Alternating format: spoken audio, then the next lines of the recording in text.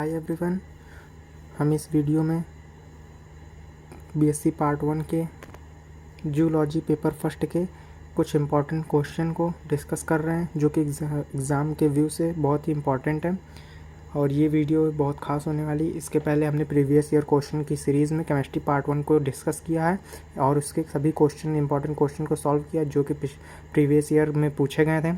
और ये हमारे बीएससी पार्ट 1 की जूलॉजी सीरीज़ है, जिसमें कि हम इम्पॉर्टेंट क्वेश्चन जो कि पेपर में आए हुए हैं उसको एक बेहतरीन तरीके से कैसे एग्ज़ाम में लिखना है, इसको किस तरीके से अंडरलाइन करनी है, कैसे इसको एकदम बेहतरीन तरीके से लिखना, वो हम बताएंगे और आपको समझाएंगे भी, और जो टॉपिक मेन है उसको समझेंगे भी अच्छे तरीके से। और आपको आई होप ये वीडियो पसंद आएगी, आपको इससे ज़रूर कुछ नॉलेज मिलेगी। तो प्लीज़ इस वीडियो को लाइक कर दीजिएगा और चैनल को सब्सक्राइब भी कर दीजिएगा। और चलते हैं अपने टॉपिक को स्टार्ट करते हैं। तो इसके पहले वीडियो में हमने जो इम्पोर्टेंट क्वेश्चन था, जो हमारे प्रीवियस ईयर क्वेश्चन में पूछा गया है, मोनोसिस्टिस पे एक क्वेश्चन आया था जिसको हमने ब्रीफली डिस्कस किया था इसके पहले की वीडियो में। उसका लिंक मैं डिस्क्रिप्शन बॉक्स में डाल दूंगा, आप वहां से चेकआउट कर लेना, उस वीडियो को जरूर से देखना, क्योंकि मोनोसिस्टिस आपके सिलेबस में भी है और ये बहुत इंपॉर्टेंट क्वेश्चन बनता है आपके बीएससी फर्स्ट ईयर के पॉइंट ऑफ व्यू से। एंड आज की इस वीडियो में हम डिस्कस करने वाले हैं क्वेश्चन नंबर 3, जो कि है प्रोटोजोआ पर। प्रोटोजोआ पे give an account of protozoa and human diseases. Protozoa और मानव रोगों का विवरण दीजिए। ये आपके सिलेबस में सेकंड नंबर पे आता है बीएससी पार्ट 1 में, जूलॉजी के फर्स्ट पेपर में। और इसको ये बहुत ही इंपॉर्टेंट टॉपिक है जिसको हम डिस्कस करने वाले हैं आज के इस वीडियो में। तो लेट्स स्टार्ट करते हैं इस वीडियो को। तो सबसे पहले हम इस वीडियो में जानते हैं कि प्रोटोजोन्स होते क्या हैं। तो protozoans are eukaryotic unicellular heterotrophic organism that can be either parasite or free living. Protozoans जो होते हैं वो आपके यूकैरियोटिक होते हैं, यूनिसेलुलर होते हैं, हेटेरोट्रॉपिक होते हैं, ऑर्गेनिज्म होते हैं। यूकैरियोटिक आपके मॉडर्न सेल होती है और यूनिसेलुलर ये होते हैं एक कोश के होते हैं। हेटेरोट्रॉपिक दूसरों पर निर्भर होते हैं, जो कि पैरासाइट भी हो सकते हैं और ये फ्री लिविंग भी हो सकते हैं। लैक्स सेल वॉल्स, इनमें सेल वॉल्स नहीं पाई जाती। एग्जाम्पल आपके हो गया Entamoeba, Plasmodium and paramecium. On such group of multicellular organism micro organism is called protozoa. जो आपके मल्टीसेलुलर माइक्रो ऑर्गेनिज्म होते हैं उन्हें प्रोटोजोआ कहा जाता है। That can be infect the organism and cause organ failure, fever, vomiting, headache, muscular pain, abdominal pain and cough. जो कि ये माइक्रो ऑर्गेनिज्म होते हैं मल्टीसेलुलर, और ये बहुत से कॉजेज़ बीमारी करते हैं, जिसमें कि आपका ऑर्गन फेलियर, ऑर्गन बेकार हो जाते हैं, फीवर आता है, वॉमिटिंग, आपको उल्टी होती है, हेडेक सर दर्द करता है, मसल पेन आपका काफ़ी ज़्यादा करता है, एब्डोमिनल पेन भी हो सकता है और कफ भी आपको हो सकती है प्रोटोजोआ से। तो अब हम इसके जनरल कैरेक्टर्स के बारे में डिस्कस कर लेते हैं कि प्रोटोजोआ जनरल कैरेक्टर्स कौन कौन से हैं। तो बात करते हैं जनरल कैरेक्टर की। तो इसमें स्मॉल यूजली माइक्रोस्कोपिक ये होते हैं, आपके simple and most primitive of all animals with protoplasmic grade of organisation.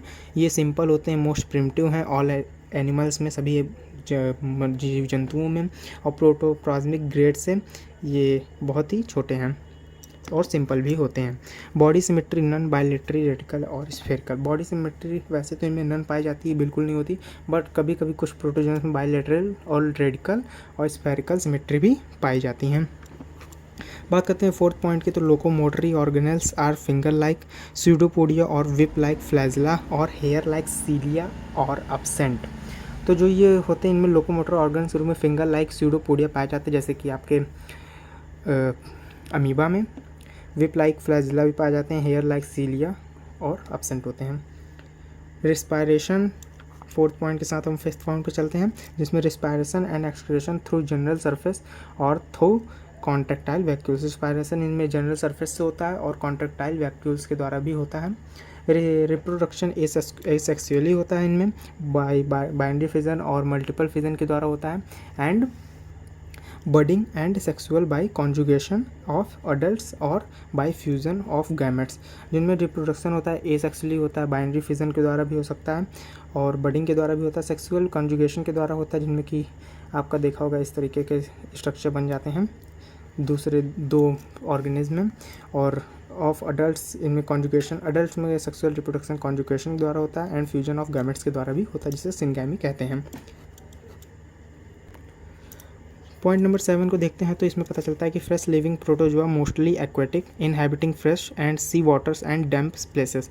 Fresh water living ये प्रोटोजोआ मोस्टली एक्वेटिक होते हैं, inhabiting fresh and sea waters में पाए जाते हैं और डंप प्लेस में भी पाए जाते हैं। अबाउट 15,000 नोन स्पीसीज इसकी हमें अभी तक पता चली हैं। अब बात करते हैं साथ में प्रोटोजोआ डिसीज, इनसे हमें क्या डिसीज़ हो सकते हैं। Many important human and animal diseases are caused by protozoans. Protozoas के द्वारा हमें बहुत सी इंपॉर्टेंट डिसीज़ हो सकती हैं जो कि हमें प्रोटोजोअन्स के द्वारा होती हैं। ह्यूमन डिजीज़ में आते हैं सबसे पहले अफ्रीकन स्लीपिंग सिकनेस होती है, मलेरिया आपकी हो सकती है, अमीबा डायसेंट्री भी हो सकती है और भी इसके द्वारा डिजीज़ हो सकती हैं। एनिमल डिजीज़ की बात करें तो इसमें लेशमानियासिस डॉग्स ह्यूमंस में होती है। ये प्लांट डिजीज़ की बात करें तो आपका इसमें फ्लोएम नैरोसिस जो कि कॉफ़ी में पाई जाती है, ये भी डिजीज़ हो सकती है। Parasitic protozoans exhibit complex life cycles with various morphological forms involving multiple host and vectors। जो ये प्रोटोजोआ की जो लाइफ साइकिल्स होती है ये बहुत ही कॉम्प्लेक्स होती है, जो कि विभिन्न प्रकार के मल्टीपल होस्ट्स के अंदर होती है जो और वेक्टर्स के अंदर होती है। Under favourable condition many of them exit in dynamic feeding and growing from called the trophozoite. Favourable जो कंडीशन होती है इनमें बहुत से जो ऑर्गेनिज्म इसके होते हैं वो ग्रो करते हैं और उन्हें क्या कहा जाता है, ट्रोफोजॉइट कहा जाता है, जिसको हमने अभी मोनोसिस्टिस में पढ़ा था। और this protozoans form multiply and infect the blood और tissue of humans and induce sickness. जो ये प्रोटोजोन्स होते हैं मल्टीप्लाई करते हैं और इन्फेक्ट करते हैं ह्यूमन ब्लड को और भी एनिमल्स के ब्लड को, और जो टिश्यू होते हैं ह्यूमंस के उसमें सिकनेस पैदा हो जाती है प्रोटोजोन्स के कारण। अब बात कर लेते हैं कि लिस्ट ऑफ प्रोटोजोन्स डिजीज़ कि हमें प्रोटोजोन्स डिजीज़ कौन कौन सी देखने को मिलती है। ये आपके सिलेबस से रिलेटेड ही है तो आपको जल्दी याद करने में आसानी होगी। प्रोटोजोन्स एंड अमीबा हिस्टोलिका जो कि प्रोटोजोआ है, ये से डिजीज़ होती है हमें अमीबियोसिस, एंड इसका जो ट्रांसमिशन होता है वो कंटेमिनेट वाटर एंड ब्लड के फूड के द्वारा होता है। अगला है प्लाज्मोडियम, इससे हमें डिजीज़ होता है मलेरिया जो कि हमें मॉस्किटो के काटने से होता है। अगला लेशमानिया है जो कि विसरल डिजीज़ है एंड ये हमें सैंड फ्लाइज के काटने से होता है। ट्रिपैनोसोमा जो आपका गैम्बियंसी ये अफ्रीकन स्लीपिंग सिकनेस इससे हो जाती है और इससे टीसी फ्लाई मक्खी के द्वारा ये होता है। अब बात कर लेते हैं कुछ ब्रीफ शॉर्ट नोट्स डिजीज़ पर। Malaria it is mosquito borne protozoans जो कि ये मॉस्किटो काटने से होता है। Death infect both animals and humans जो कि ये ह्यूमंस एंड एनिमल्स दोनों को अफेक्ट करता है। It spread by Anopheles mosquito, आपको पता है एनाफिलीज मॉस्किटो काटने से मलेरिया होता है। And positive protozoans is Plasmodium, और इसका जो प्रोटोजोन है वो क्या है, प्लाज्मोडियम है। The common species that cause the disease are plasmodium falciparum, plasmodium ovale, plasmodium vivax and plasmodium malariae है इसके एग्जाम्पल, जो कि इससे जो ये डिजीज़ करते हैं, ये कॉमन स्पीसीज़ हैं इसकी। अब बात कर लेते हैं ट्रिपैनोसोमनियासिस की। The term denotes several disease caused by protozoan trypanosomes in humans. It causes American ट्रिपैनोसोमनियासिस।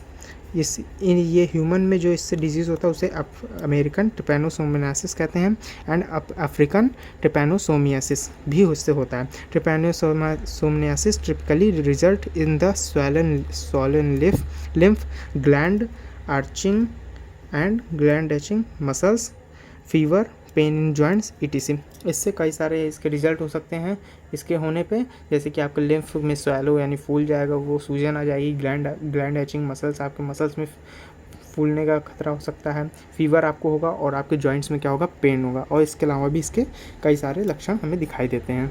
साथ ही बात करते हैं अमीबियासिस की। This infection is caused by protozoan and amoeba histolytica, इसके बारे में तो आपने बहुत अच्छे से पढ़ा होगा।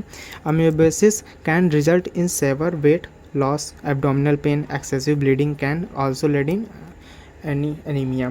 अमीबियासिस का क्या रिजल्ट होता है कि आपका वेट लॉस होता है बहुत तेज़ी से, एब्डोमिनल पेन आपको होता है, आपकी ब्लीडिंग होती है एंड आपका एनीमिया भी हो सकता है। लेशमानियासिस की बात करें तो this protozoans disease is caused by more than 20 Leishmania species. They are transmitted by the protozoan infected sand flies, इसका वेक्टर होता है।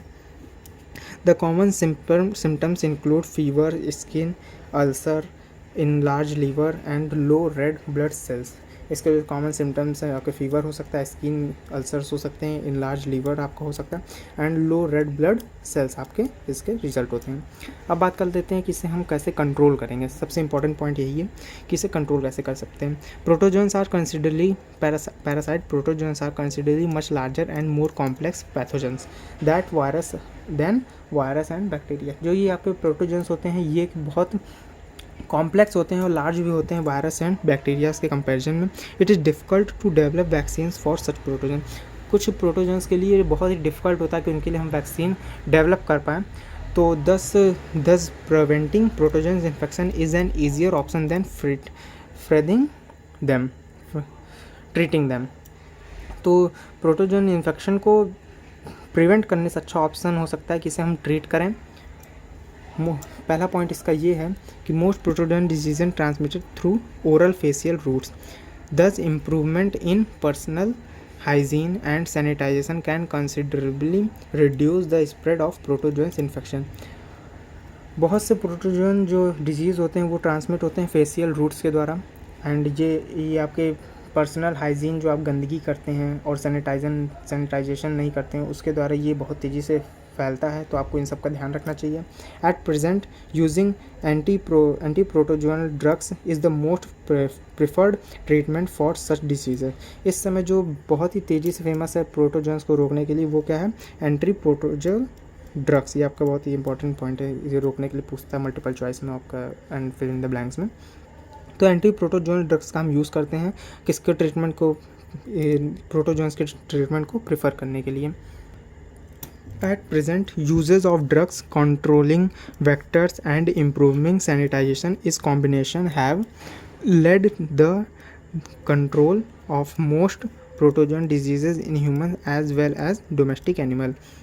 इन प्रेजेंट टाइम में ड्रग्स का uses controlling vectors and improvement sanitisation in combination, drugs के uses से और इनके vectors को कंट्रोल करने से, सैनिटाइजेशन करने से, इन सभी कॉम्बिनेशन से क्या हुआ है कि इनका जो ह्यूमन में और साथ ही साथ डोमेस्टिक एनिमल्स में जो स्प्रेड हुआ है, ये जो फैलते हैं वो उन्हें बहुत कम किया गया है। और ये थी हमारी वीडियो पूरी प्रोटोजोन्स पे। आई होप आपको प्रोटोजोआ और उनमें फैलने वाले ह्यूमन डिजीज़ का ये टॉपिक बहुत अच्छे समझ में आया होगा। और अगर आपको वीडियो इन्फॉर्मेटिव लगी हो और आपको कुछ भी इससे समझ में आया हो तो प्लीज़ वीडियो को लाइक और सब्सक्राइब जरूर करिएगा और एक अच्छा सा कमेंट भी करिएगा। तो मिलते हैं नेक्स्ट वीडियो में किसी नए टॉपिक के साथ, तब तक गुड बाय।